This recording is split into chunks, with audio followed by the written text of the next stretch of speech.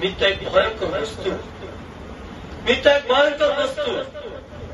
আপনাকে আপনার পরিবার পরিজন থেকে পৃথক করে দিবে, আপনার বন্ধু থেকে আপনাকে দূরে সরিয়ে দিবে, আপনার পাড়া প্রতিবেশী থেকে আপনাকে দূরে সরিয়ে দিবে, সব কিছু থেকে আপনাকে পৃথক করে দিবে। আপনি কোটি টাকার মালিক, মুহূর্তের মধ্যে আপনাকে ফকির বানিয়ে দেবে। মৃত্যু হয়ে গেছে, আমি কোনো কিছুর মালিক নই। আমি এই মুহূর্তে কোটি টাকার মালিক, এই মুহূর্তে যদি আমার মৃত্যু হয়ে যায় তবে আমি ফকির।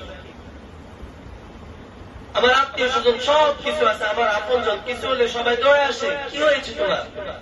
কিন্তু মৃত্যু আসার কারণে আমার আত্মীয় স্বজন আমার আপনজন বলে যে মৃত্যু তো হয়েছে, কখন জানাজা দেওয়া যায়, খবর কোথায় খনন করা যায়, বেশি দেরি করা যাবে না, খবরটা দিয়ে দেরি করলে সমস্যা, দেরি করা যাবে না, যত তাড়াতাড়ি খবর দেওয়া যায়।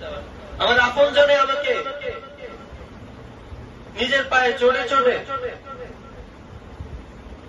খবর দিয়ে আসবে, নিজ হাতে কবরের মধ্যে রেখে আসবে। সেখানে আমার জন্য কোনো বালিশ দেওয়া হবে না, কোন খাট পালং ইত্যাদি দেওয়া হবে না। আমাকে সাদা কাপড় পেঁচাইয়া, কাপড়ের কাপড় পরাইয়া, 3টা কাপড় পরাইয়া, যদিও মাঘ মাসের শীত হয় না কেন, শীতের মধ্যেই আমাকে রেখে আসবে।